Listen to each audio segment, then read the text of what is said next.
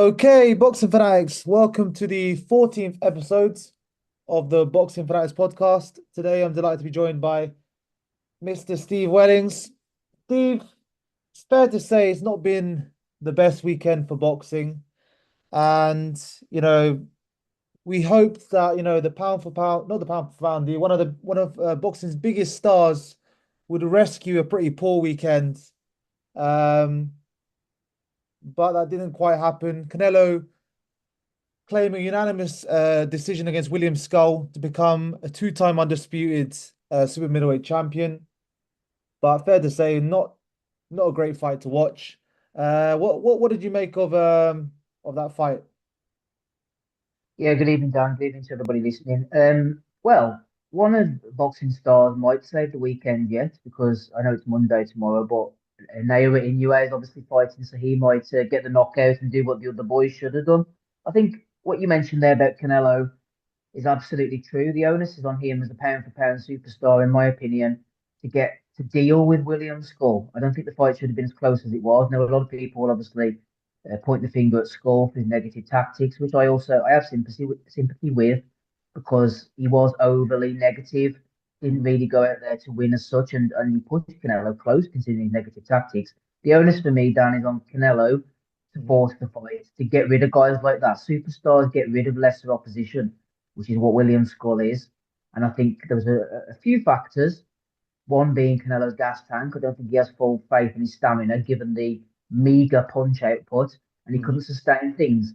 The best fighters, as I reiterate, smashed through people like William Scull. And I think it was down to Canelo to do that last night. Yeah, yeah, no, that's a fair point. Absolutely.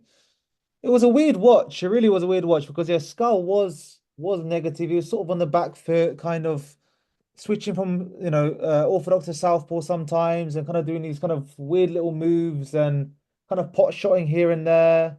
And then Canelo looked just even more one paced than usual. I mean, Canelo's never had really fast footwork. He has struggled with movers in the past, like like Lara.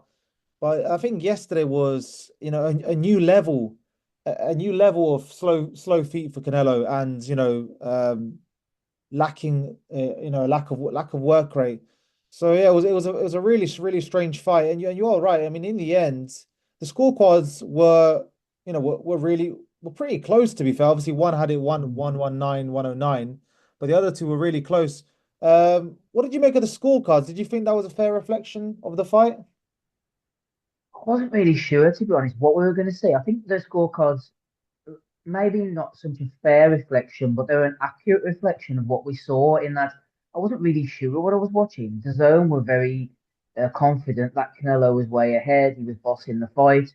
Mhm. And he was coming forward, as you said. He was able to get into positions, but it's not the Canelo of old. He just can't sustain things. He was landing the more meaningful, harder shots, but on such a low economical rate, at like two or three a round. And Mm. some judges, as two of them did, could look at what Skull was doing and say, yeah, kind of like what he was doing. He was landing the uppercut. He wasn't really committing to anything. He had that kind of stereotypical old-fashioned Cuban style, always on the back foot a little bit, thinking of defense, waiting to get out, wasn't really committing to anything in case he got caught. I didn't think he would fight like Lara. I said in the preview that I thought he would go the distance because he is very awkward and he is a big guy, but it was quite Lara-esque in his performance, and some judges seem to like that. And Canelo maybe sort of let it get to that point so that an opponent like Skull could nick a few rounds. Judges could see what he was doing. Again, because Canelo wasn't dominating the round. He was landing the harder shots on replay, but he wasn't coming forward, hitting him constantly, rocking his head back. He wasn't dominating the round. So I could see, in answer to your question, how Mm. some people could see Canelo wide, others could see it a bit narrower. I think Canelo left it too open to interpretation for my liking. No, absolutely. That's a fair point. That's a fair point. But I will counter that by saying that, when you're the B side, and this is one of my biggest gripes with B side fighters is when I feel like when you're the B side, and I mean again, when you're facing Canelo, you're not even the B side. You're like C or D side. To win against Canelo on points, you need to really dominate. Obviously, we've all seen, the Bivol fight. That's the blueprint. I think that's what you need to do to beat Canelo on points. You need to produce a performance like that, and it's not enough to just be on the back foot, pot shotting and making him miss, making him a miss here, here and there. Um, Yeah. I'm not sure Dan that Skull saying he didn't come to win is unfair, but I don't think he came and expected to find himself that position. I think he came to survive. Sorgan Shifting is a tricky guy.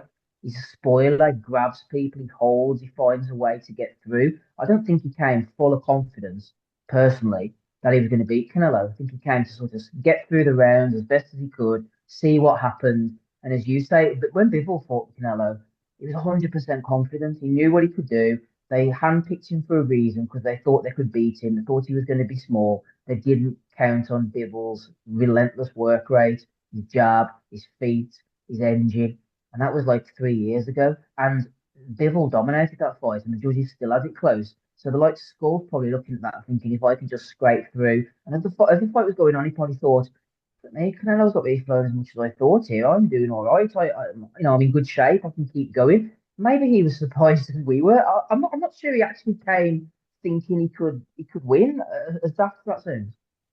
yeah, that is interesting to be fair. It's interesting. I mean, he seemed very happy, Skull, to be honest. I mean, after the fight, he's kind of joking around with Canelo. He just seems over the moon, to be fair. And, I guess in some ways, why shouldn't he? He brought his son into the ring. He made, I assume he made, life-changing money in that one fight. And yeah, I mean, that's possible. Maybe that's what it was. He just kind of he knew he was gonna lose, not take too much damage, and then kind of, I don't know, maybe ride into the sunset, so to speak. I want to get your opinion, Steve, on this though. I feel like this is happening a few times now. When future fights are being kind of planned, I do feel like it affects the performance of the fighters somewhat. Because we even saw Garcia, Haney, and obviously Garcia lost to Rolly Romero, and Haney produced a bit of a boring performance, but we could argue, some people would say that's usual. But what do you think about that? I mean, Saudi always kind of dangling this carrot in the future, and then maybe some fighters, because there's that massive carrot there, maybe they're kind of fighting within themselves, fighting not to lose rather than fighting to win. Yeah, yeah, no, I agree. That's something that's happened in boxing for a long time, but it seems to be happening more and more now. They've had these pathways linked out. Turkey's telling them where he wants them to go. He's tweeting away, and they all saying, right, if we just get past this one, we'll go to that one. Look, it's Friday night, I'm not jumping too far ahead of ourselves. You're quite right. It was all mapped out. We thought it was going to be the Haney Garcia rematch. Then they're going to have two a fight in between. They're all saying, oh, no, I'm not looking over this opponent, like they always say, but they are in some respect because we all are. We're looking to what's next. We're expecting both guys to win and then fight each other. The broadcast, I think it was on Friday, came up with a couple of great examples of this happening, and I'm sure there are many more if you think back to it. But Carlos Baldomir upsetting Zab Judah when he was on for the Mayweather fight. Judah ended up getting the Mayweather fight anyway, Mhm. and Baldomir ended up getting the Mayweather fight in the end. And then another example they brought forward was Felix Stern against Oscar De La Hoya. They had like a little sort of tournament semi-final. I seem to remember Bernard Hopkins fought maybe Keith Holmes, I think it was.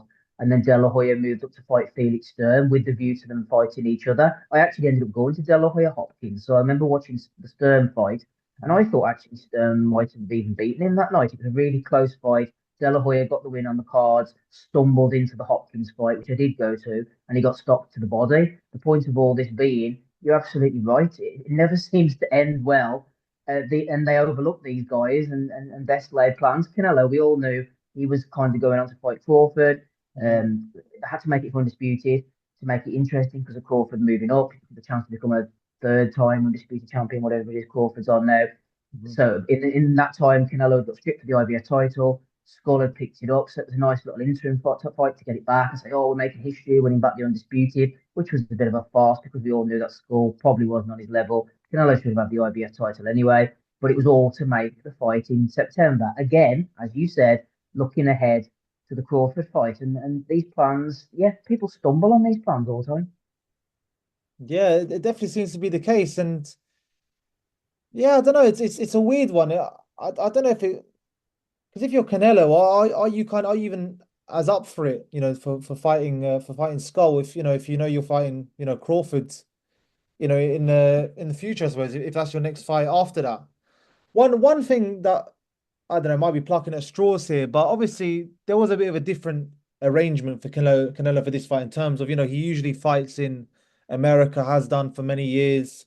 And, he was saying for this fight, he had to like readjust his, because he wanted his fans in America to watch this fight. So he was getting up at, 3 in the morning every day. And, the fight was really late.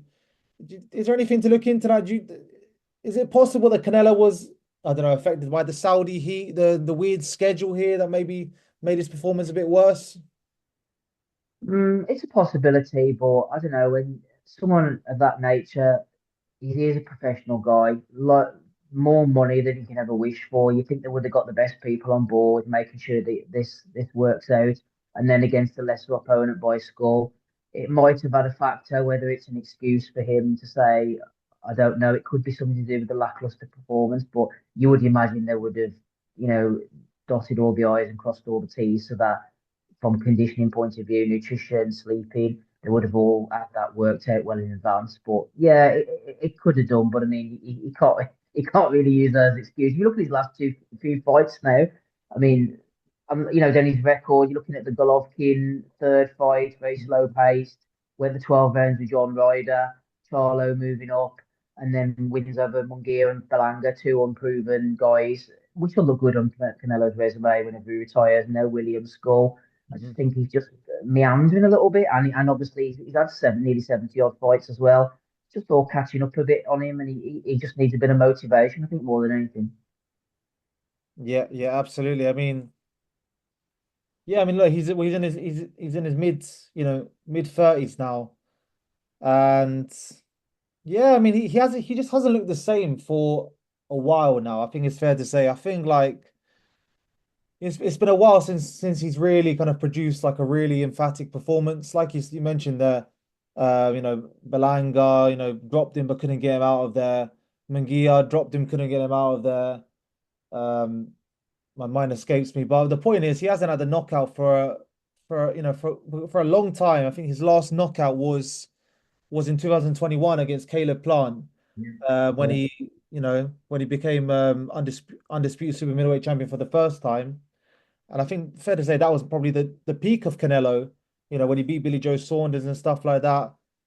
I mean, is it just an age thing, Steve? Is it just he's kind of had such a long career and I don't know, he's just not the same fighter. I mean, why can't Canelo get any knockouts anymore? Yeah, I think it's just I goes back to his gas tank, his stamina. I just don't think what it was. I'm not saying he's not living the life, but he loves his golf, isn't he? If you got all that money, you would take your eye off the ball to a certain extent. I think he likes getting paid. He's got no bosses.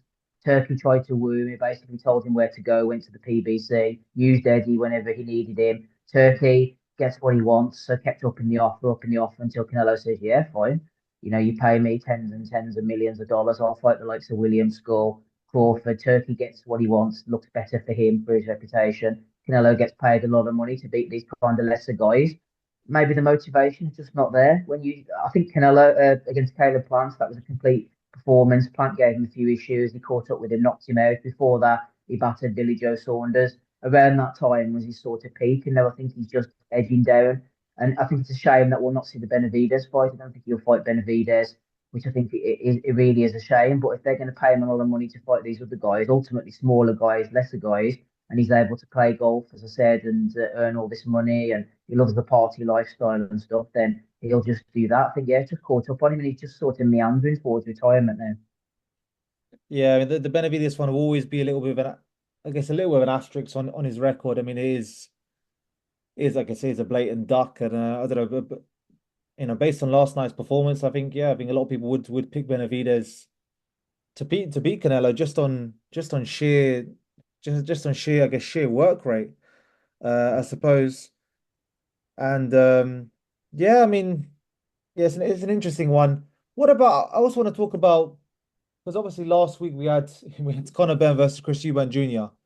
And I think, are we at risk here? Like last week was seen as, especially in the lead up, it was seen as, a gimmick and stuff like that.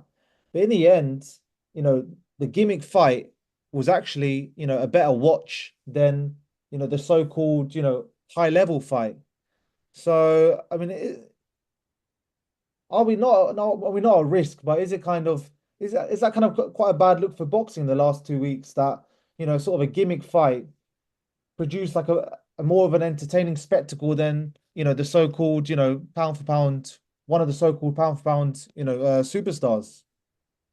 Yeah, that is possible. I think that yeah, Ben Eubank definitely captured the imagination. It was a contrived storyline. I think it's probably about matchmaking. They were pretty evenly matched in the end, Ben and Eubank.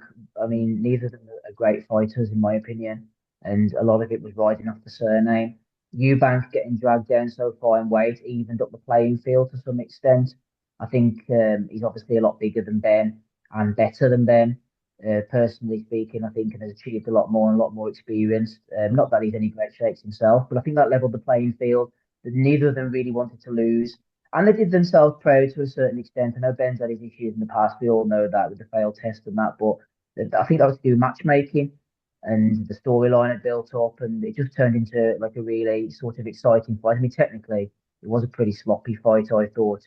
I mean, Ben was just rushing in like mad. Eubank kind of got hold of him in the end, but there was no lack of effort and endeavour. And to the public, I mean, like my brother's like a casual, he texted me, goes, "Oh, it's a great fight, best fight I've ever seen." All this, it did capture the public's imagination. How many of those people would have been watching Canelo? I don't know. And then the top level fights, when you get the best against the best, they're so good, the fighters, that Mm. they quite often they don't turn into great fights. So if you wanted to say get someone into boxing, for example, you might not want to give them like an Andre Ward against Kovalev fight to watch something. Mm. Even though the purists like us, that's a fantastic fight. Or when Crawford, I remember back fought Victor Postol.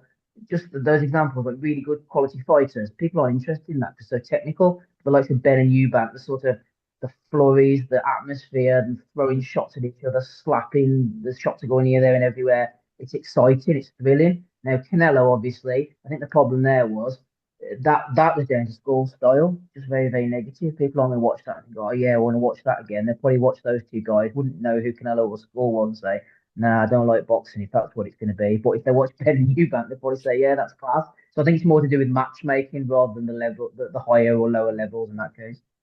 Yeah, yeah, that's a fair point. I mean, in fairness, I think Benavides, not Benavides, sorry, Beterbiev Bivol. I think that's maybe one Mm. one example where you got two Yes. very high level guys, and it actually turned out, to be very, very. Both fights were very entertaining, in my opinion. But you are right, we do see a lot.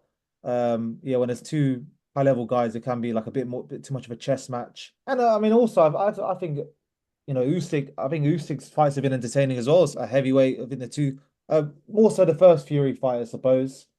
Yeah, Um, both of them, Dan. I was going to say that as an example, actually. It's not always the rule, and that's why I think those fights, like as you said there, Fury Usyk and Fury Wilder as well, are mm, definitely they're the exceptions to the rule, because they're very high level. Not so much Fury Wilder, maybe because the tech Wilder, for all of his power, he hasn't got a technical prowess, but definitely the 24 rounds between Fury and Usyk, they're exceptions to the rule. That's why they're such good fights because they're built up to such a high level and they deliver and they give you everything that you want. That's why they're such good fights. But a lot of the time, yeah, some of the guys are so skilled. They're like chess masters and they tend to negate each other.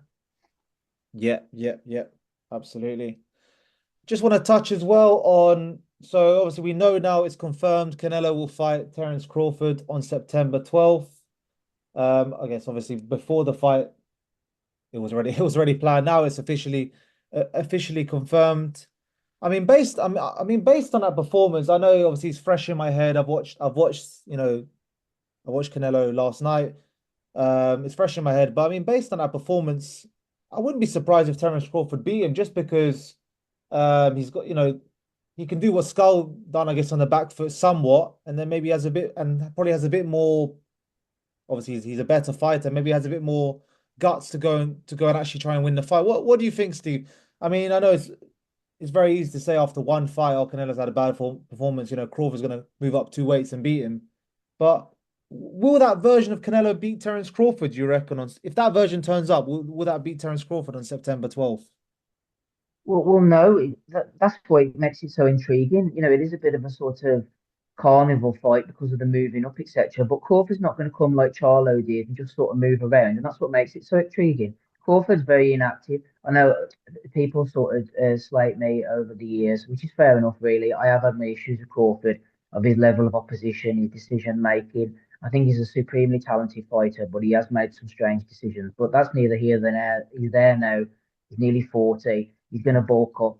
Just his attitude, the way he goes about things, coupled with the fact of the way Canelo looks now, says to me that Crawford's got a really good chance because he can bulk up. He's got a lot of spite. He's a proud guy. He has a lot of versatility, athleticism. He can fight from both stances.